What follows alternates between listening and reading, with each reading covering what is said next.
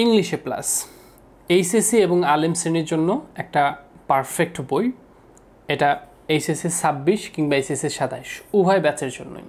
এরপরে আবার নতুন ব্যাচ যখন আসবে নতুন ব্যাচের জন্য আপগ্রেড করা হবে। এখন পর্যন্ত 2026 এবং 2027 ব্যাচ উভয় ব্যাচের ফুল সিলেবাসে যেহেতু পরীক্ষা হবে এই জন্য একটাই বই। এখানেও ইংরেজি প্রথম পত্র এবং দ্বিতীয় পত্রে আলাদা করে কিউআর কোড রয়েছে, স্ক্যান করলেই ভিডিও ক্লাসগুলো একদম সিরিয়ালি চলে আসবে। এটা হচ্ছে বইটার একটু শুরুতে এই বইটার একটু আউটলুক তোমাদেরকে দেখানোর চেষ্টা করছি যাতে করে তোমরা বইটার সাইজ সম্পর্কে একটু ধারণা পাও। ওকে, বইটার কভার হচ্ছে খুবই মজবুত। আচ্ছা, বই দেখতে পাচ্ছি কভারটা খুবই হার্ড কভার, ইনার পেজগুলো খুবই কোয়ালিটি সম্পন্ন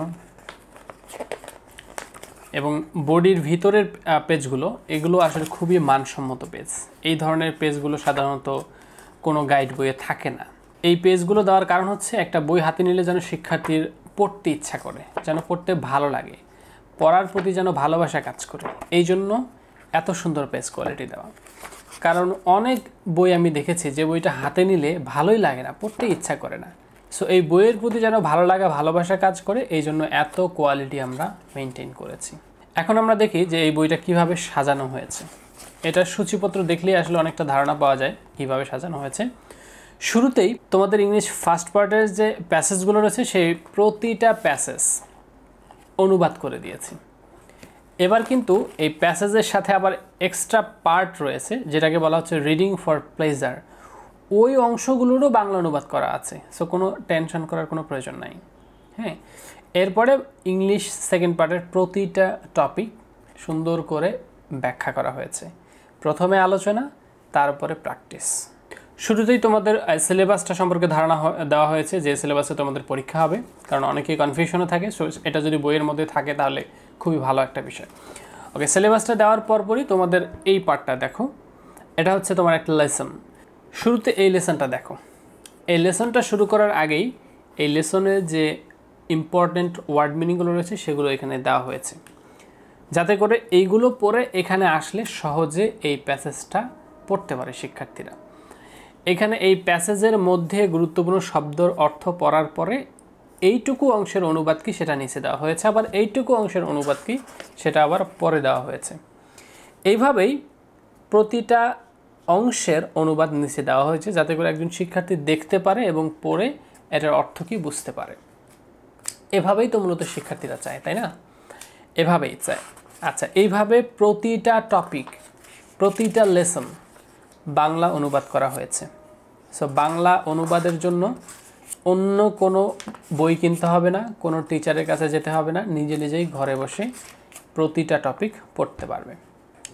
আচ্ছা, পড়া শেষ হলো অনুবাদ। এরপরে এই বইয়ের বিশেষত্ব কি? এই যে শুরু হলো এই বইয়ের মূল বিশেষত্ব। ইংরেজি প্রথম পত্রের প্রত্যেকটা টপিক কিভাবে লিখতে হবে, কৌশল এক্সারসাইজ, কৌশল এক্সারসাইজ। ইংলিশ ফার্স্ট পার্টে 1-এর A কীভাবে লিখতে হবে, কৌশল। 1-এর B নম্বর প্রশ্ন কীভাবে লিখতে হবে, কৌশল। জেনে গেলাম কৌশল, এরপরে প্র্যাকটিস করব। একটা প্যাসেজ দিয়ে 1-এর A এর প্রশ্ন, 1-এর B এর প্রশ্ন। একটা প্যাসেজ দিলাম, সেটার অনুবাদ সহ দিয়ে দেওয়া হয়েছে। 1-এর A নম্বর প্রশ্ন কীভাবে অ্যান্সার করতে হবে, B নম্বর প্রশ্ন কীভাবে অ্যান্সার করতে হবে, প্র্যাকটিস। এইভাবে প্রতিটা টপিক প্রথমে আলোচনা করেছি, তারপরে প্র্যাকটিস দিয়েছি, আলোচনা করেছি, প্র্যাকটিস দিয়েছি। এই প্র্যাকটিসগুলো করার জন্য অন্য কোথাও যেতে হবে না, কারণ এগুলোর বাংলা অনুবাদ এখানেই দেওয়া হয়েছে। এগুলো বোঝার জন্য কোনো টিচারের কাছে যাওয়া লাগবে না। ফ্লো চার্ট কীভাবে লিখতে হবে, কৌশলটা আগে এখানে পড়ানো হয়েছে, টেকনিক দেওয়া হয়েছে, এই টেকনিকটা পড়তে হবে। পড়ার পরে এই টেকনিক অনুসারে প্র্যাকটিস দেওয়া হয়েছে। সেই প্র্যাকটিসগুলোর আবার বাংলা অনুবাদ দেওয়া রয়েছে, যাতে করে এগুলো বোঝার জন্য কারো কাছে আর যেতে না হয়, ঘরে বসেই যেন শেষ করতে পারো।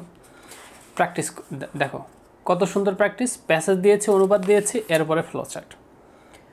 এই ফ্লোচার্টের এই অংশগুলোর আবার বাংলা অনুবাদও দেওয়া হয়েছে। এগুলো যেন তেনভাবে লেখা হয়নি, একটু আগে যেভাবে আলোচনা করেছি, যেভাবে শিখিয়েছি ঠিক সেইভাবেই এগুলো তৈরি করা হয়েছে। তাহলে দেখো শিক্ষার্থীরা কী চায়, এভাবেই তো প্রতিটা টপিক লেখার কৌশল চায় তারা। সামারি থিম কীভাবে লিখতে হবে, কৌশল শিখিয়েছি, ওই কৌশল অনুসারে এখন আবার প্র্যাকটিস করব। প্র্যাকটিস করে যদি আবার কোনো কিছু বুঝতে অসুবিধা হয় তাহলে এরপরে আবার বাংলা অনুবাদও রয়েছে। একটা কবিতা কিভাবে সামারি লিখতে হবে সেটার কৌশল, সামারি, বাংলা অনুবাদ, এইভাবেই মূলত শিক্ষার্থী চায়। খুবই মজার একটা বিষয় দেখো, with clue. With clue solution করতে গেলে তোমরা বেশ সমস্যায় পড়ো না? সমস্যা পড়ার কারণ হচ্ছে কি? কারণ হচ্ছে এই প্যাসেজটার অর্থ তোমরা জানো না। সো আমি কি করেছি, এই প্যাসেজটার অর্থও দিয়ে দিয়েছি পিছনে, আবার এই যে উইথ ক্লুর প্রতিটা অপশনে কেন এই উত্তর এইটা হইলো সেটার ব্যাখ্যা করে দিয়েছি। তুমি যদি প্রাইভেট পড়তে চাও, তোমাকে স্যারকে তো এগুলোই জিজ্ঞেস করতে হবে, স্যার এই অপশন এ কেন এইটা উত্তর হইলো, অপশন বি কেন এইটা বি উত্তর হইলো, এই প্রশ্নগুলোই তো করবে। ওইগুলো যদি এখানে লেখাই থাকে তাহলে কি আর প্রাইভেট পড়া লাগবে? লাগবে না। দেখো, প্রতিটা অপশনের ব্যাখ্যা করা হয়েছে, এ থেকে একদম জে পর্যন্ত প্রতিটা অপশনের ব্যাখ্যা করা হয়েছে, কেন এই উত্তরটা হলো, আবার এই প্যাসেজটার অনুবাদ করা হয়েছে। তো এইভাবে যদি পড়ো, আর কোনো টিচারের দরকার পড়বে না। উইদাউট ক্লু সেম, প্রতিটা প্র্যাকটিস, এই প্রতিটা অপশন কেন সঠিক উত্তর হয়েছে ব্যাখ্যা করা হয়েছে, আবার ওই প্যাসেজটার অর্থ করা হয়েছে। এইভাবেই মূলত পড়তে হয়, এভাবেই মূলত শিক্ষার্থীরা চায়। হ্যাঁ, রিয়ারেন্স সলিউশন করবে কিভাবে? আগে তো ওই যেটা তুমি সলিউশন করতে যাচ্ছ ওইটার তো আগে গল্পটা জানতে হবে। সেই গল্পটা আগে উপরে দেওয়া হয়েছে, গল্পই যদি না জানো তাহলে কিভাবে বুঝবে যে কোন লাইনে পরে কোন লাইন? এই জন্য ওইটার আগে গল্পটা এখন উপরে দিয়েছে, আগে গল্পটা পড়ো, বোঝো যে কোনটার পরে কোন লাইনটা হবে, তারপরে সলিউশন করো। কমপ্লিটিং স্টোরি কীভাবে লিখতে হবে, টেকনিক, এক্সাম্পল, টেকনিক দিয়েছে, এক্সাম্পল, এবং এখানে বিগত বছর প্রশ্নও রয়েছে। দেখো, গ্রাফ চার্ট কীভাবে লিখতে হবে, কৌশল, প্র্যাকটিস।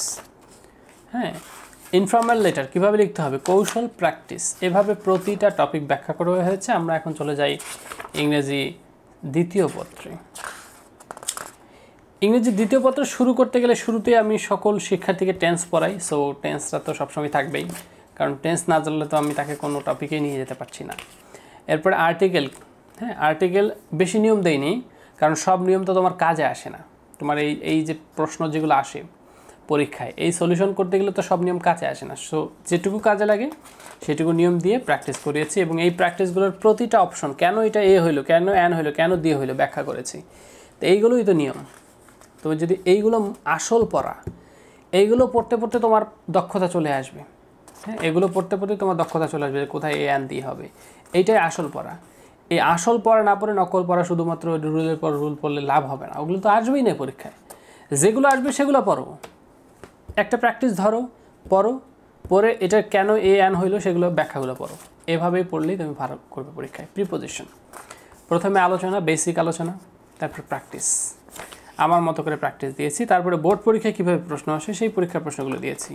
প্রতিটা অপশনে কেন এটা হইলো, কেন ফ্রম হইলো, কেন অফ হইলো, কেন ফ্রম হইলো, কেন অন হইলো, কেন ইন হইলো, সুন্দর করে লিখে দিয়েছি। প্র্যাকটিস। হ্যাঁ, সেগুলো আবার বাংলা অনুবাদও করা হয়েছে। তো শিক্ষার্থীরা কী চাও তোমরা? এগুলোই তো চাও তোমরা নাকি? প্রতিটা টপিক এভাবে সহজে আলোচনা করা হয়েছে, প্র্যাকটিস দেওয়া হয়েছে, অনুবাদ দেওয়া হয়েছে। আর কি লাগবে তোমাদের? এরপরেও কি তোমার মনে হয় যে আরও কিছু লাগবে? এই যে দেখো, তোমার এই যে দেখো, complete the sentence using phrase or close, এইগুলোও বাংলা অনুবাদ করে দেওয়া হয়েছে। কারণ এই বাংলা অনুবাদগুলো যদি না জানো, আবার অনেক সময় বুঝতে অসুবিধা হয় যে এটার মানে কি, সেগুলোরও বাংলা অনুবাদ করা হয়েছে। সো আর বলার কোনো অপেক্ষা রাখে না। হ্যাঁ, রাইট ফ্রম ভার্ব বলো, প্রতিটা টপিক। এই রাইট ফ্রম ভার্বও তোমাকে আর একটু দেখাই, কত দেখাবো। এই যে প্রথমে আলোচনা করলাম, করার পরে এই যে শুরু হলো প্র্যাকটিস। এখানে এই যে প্র্যাকটিসটা করতে চাও, এটার অপশন এতে কেন ইজ অ্যারেঞ্জ হলো, অপশন বিতে কেন কন্টেনিং হলো, কেন লিড হলো, কেন প্লেড হলো, প্রতিটা অপশনের ব্যাখ্যা করেছি। এরপরে আবার বাংলা অনুবাদ করা হয়েছে। তাহলে আর কি চাও? এভাবেই তো পড়তে হয়, এভাবেই চাও, এভাবেই দেওয়া হয়েছে। এইভাবে প্রতিটা টপিক খুব সহজভাবে আলোচনা করা হয়েছে। আর কোনো ধরনের সন্দেহ থাকা যাবে না। তুমি যদি এইচএসসি শিক্ষার্থী হয়ে থাকো তাহলে এই বইটা মাস্ট লাগবে তোমার। এই যে সিনোনিম অ্যান্টোনিম দেখছো, এগুলো জানো তো না কোনো সিনোনিম অ্যান্টোনিম না। বিগত বছরের প্রশ্নগুলো অ্যানালাইসিস করে কোন কোন সিনোনিম অ্যান্টোনিমগুলো আসে সেগুলো এখানে প্রায়োরিটি দিয়ে দেওয়া হয়েছে। সো তুমি যদি এইচএসসি কিংবা আলিম শ্রেণীর শিক্ষার্থী হও, আর কোনো ধরনের সন্দেহ তোমার মনের মধ্যে থাকা যাবে না। এক দেখাতেই এই বইটা পারচেস করে ফেলো। ইংলিশ এ প্লাস বই কেনার জন্য ভিজিট করো nahid24.com, অর্ডার করে ফেলো আজকেই। তুমি চাইলে একসাথে আমার বাংলা এ প্লাস, ইংলিশ এ প্লাস, আইসিটি ম্যাজিকও অর্ডার করতে পারো।